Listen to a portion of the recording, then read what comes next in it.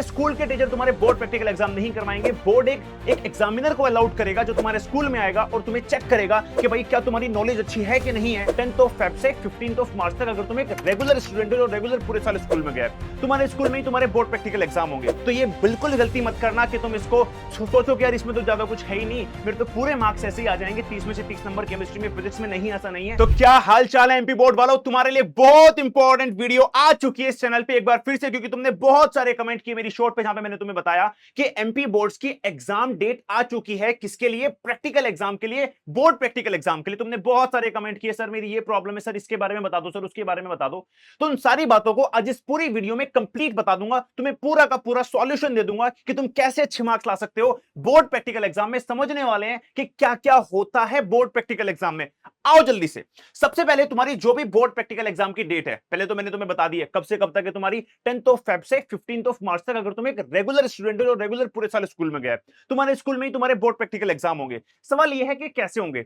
तो पहले यह समझो कि तुम्हारे स्कूल के टीचर तुम्हारे बोर्ड प्रैक्टिकल एग्जाम नहीं करवाएंगे। बोर्ड एक एग्जामिनर को अलाउड करेगा जो तुम्हारे स्कूल में आएगा और तुम्हें चेक करेगा कि भाई क्या तुम्हारी नॉलेज अच्छी है कि नहीं है। तुम्हारे प्रैक्टिकल एग्जाम के लिए तुम्हारे एक्सपेरिमेंटल रिलेटेड तुम्हें क्या नॉलेज है या नहीं है। कैसे करेंगे चेक, सबसे पहले बात करते हैं। तो जब पहले तुम्हारे स्कूल में एग्जामिनर आएगा, वो तुम्हें क्या करेगा, तुम्हारे एक बहुत सारे, तुम्हारे सिलेबस में बहुत सारे एक्सपेरिमेंट हैं, ठीक है, कुछ मान के चलते हैं जितने भी एक्सपेरिमेंट हैं उनमें से कोई 5 एक्सपेरिमेंट उठाएगा एग्जामिनर और क्या करेगा, देखो बोर्ड पे लिख देगा, सामने लिख देगा कि देखो भाई 5 एक्सपेरिमेंट लिख दिए यहां पे, ये पांचों एक्सपेरिमेंट हैं, उनके नाम हैं, जो भी वहां पे करना है। तुमसे बोला जाएगा कि भाई पूरी की पूरी क्लास कुछ 5 ग्रुप में, 6 ग्रुप में डिवाइड हो जाओ। जैसे कि 1 से 10 रोल नंबर वाले अलग हो गए, 11 से 20 रोल नंबर वाले अलग हो गए, 21 से 30 वाले अलग हो गए, 31 से 40 वाले अलग हो गए, 41 से 50 वाले अलग हो गए। तुम सारे ग्रुप में तुम्हें एक एक एक्सपेरिमेंट इन 5 एक्सपेरिमेंट में से दे दिया जाएगा और तुमसे पूछा जाएगा कि क्या तुम इनको परफॉर्म कर सकते हो। इनफैक्ट पूछा नहीं जाएगा, तुम्हें बोलेगा कि परफॉर्म करके दिखाओ। रीडिंग्स जो भी आएंगी उनको अपनी प्रैक्टिकल कॉपी में लिखो, क्योंकि ये प्रैक्टिकल कॉपी बोर्ड्स में जाएंगी चेक होने के लिए। हाँ, ये बोर्ड की प्रैक्टिकल तुम्हारी जो कॉपी है ये चेक होने के लिए जाती है और इसी के बेसिस पे तुम्हें मार्क्स भी मिलते हैं।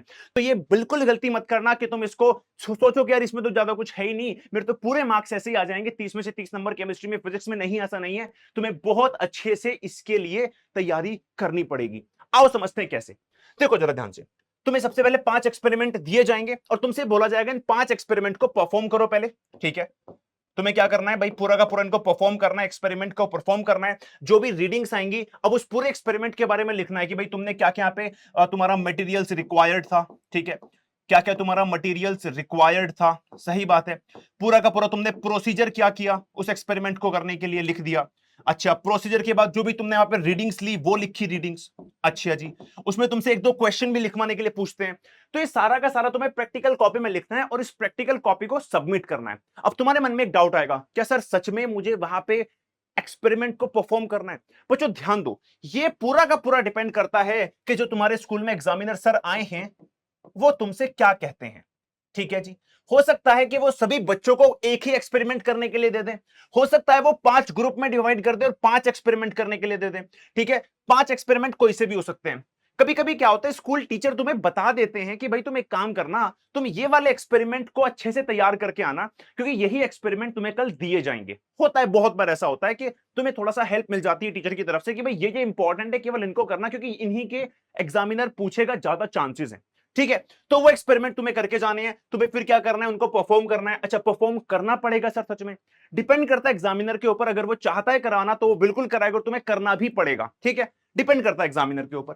तुम्हें पूरी प्रैक्टिकल कॉपी में लिख के आना है, अच्छे से लिख के आना है। तुमने लिख दिया, बात खत्म होगी। तुम्हारे मन में एक डाउट होगा, सिर्फ मान लो एग्जामिनर सर ने बोला है 5 एक्सपेरिमेंट में से 21 से 30 रोल नंबर वालों को थर्ड वाला करना है, लेकिन सर मुझे थर्ड नहीं आता, सर मुझे तो फर्स्ट वाला आता था, सर मैं तो इसकी तैयारी करके गया था।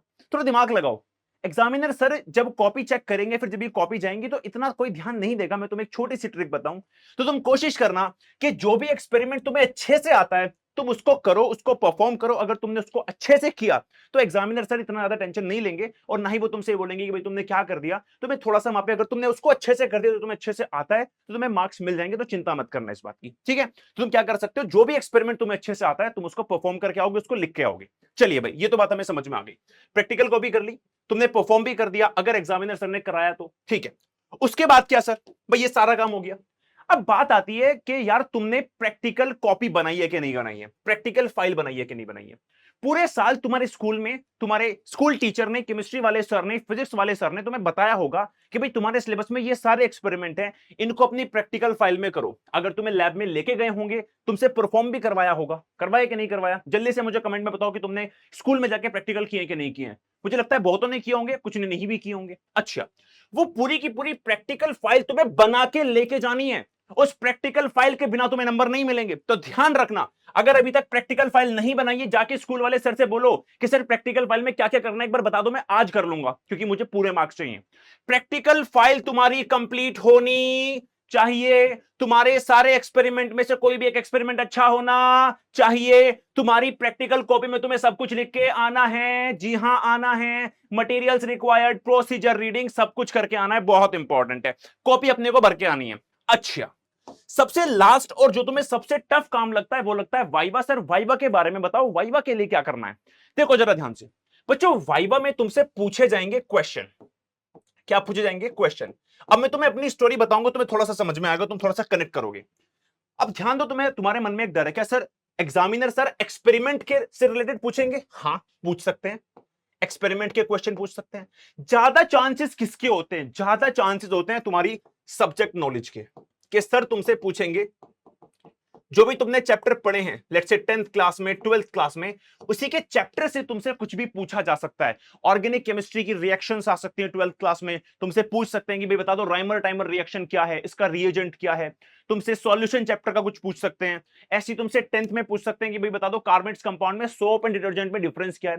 जो भी फेमस फेमस क्वेश्चन है, जो भी बहुत फेमस फेमस क्वेश्चन है, उनको तुम एक बार प्रिपेयर करके जाओगे। अच्छा, और एक अच्छी बात बताता हूं मैं तुम्हें, बहुत अच्छी बात। मान लो तुम्हें लगता है कि तुम गए, है ना, और तुमसे एग्जामिनर सर ने क्वेश्चन पूछे, तुम नहीं दे पाए, तो बहुत बार क्या होता है सर एक आपको ऑप्शन देते हैं कि भाई तू एक काम कर, जो तेरा इंपॉर्टेंट, जो तुझे लगता है ना तेरा फेवरेट टॉपिक है, तू उससे आ जा, तू मुझे फेवरेट टॉपिक बता दे, मैं उससे ही क्वेश्चन पूछूंगा। ध्यान रखना, पूरा सिलेबस तो करना, लेकिन एक या दो कोई चैप्टर ऐसे करना जो तुम्हें बहुत जबरदस्त आते हो और तुम इन चैप्टर का नाम ले सको, और जब तुम एग्जामिनर सर उससे क्वेश्चन पूछे तुम 100% उसका आंसर दे दो। तुम्हारा वाइवा एकदम झकास निकल के जाएगा, तुम्हें कोई दिक्कत नहीं होने वाली है। ये मेरा सीक्रेट, ध्यान रखना। एक से दो चैप्टर बहुत इंपॉर्टेंट होने चाहिए। सर वाइवा में कितने क्वेश्चंस पूछे जाते हैं? डिपेंडिंग अगेन एग्जामिनर सर, उनके ऊपर डिपेंड करता है। भाई 5 क्वेश्चन पूछ सकते हैं, 7 भी पूछ सकते हैं, 3 भी पूछ सकते हैं। तुम अच्छे अच्छे आंसर देते गए, एग्जामिनर को लगा कि भाई अच्छा लड़का है, तुमसे 2-3 फालतू कुछ क्वेश्चन पूछ लेंगे। तुम पहले में ही डगमगा गए, दूसरे में पूछेंगे तुमसे कि भाई तुझे आता है कि नहीं आता, तुम बोलोगे नहीं आता, जा भाई अपने काम काम कर, अपना नंबर नहीं मिल रहे हैं। तो अपने को थोड़ा कॉन्फिडेंट फील करना है, ठीक है? ध्यान रखना, अपने चेहरे पे कॉन्फिडेंस रखना। सिलेबस को एक बार रिवाइज कर लेना, कोई एक दो चैप्टर बहुत अच्छे कर लेना, एक्सपेरिमेंट में कोई एक बहुत अच्छे से तैयार कर लेना। प्रैक्टिकल फाइल तुम्हारी पूरी होनी चाहिए। अगर तुमने सारा कुछ कर लिया, आई गारंटी यू कि तुम बहुत अच्छे मार्क्स लेके आने वाले हो अपने बोर्ड प्रैक्टिकल एग्जाम में। ऐसी बहुत सारी इंफॉर्मेशन के लिए तुम्हें जो भी डाउट है मुझे कमेंट सेक्शन में बताते रहना। जब तक तुम्हारा एमपी बोर्ड का पेपर नहीं हो जाता है, शुरुआत से लेकर लास्ट तक तुम्हें सारी इंफॉर्मेशन देता रहूंगा जो तुम्हें जरूरत है। बाय एवरीवन, बाय गाइस, मिलते हैं नेक्स्ट वीडियो में।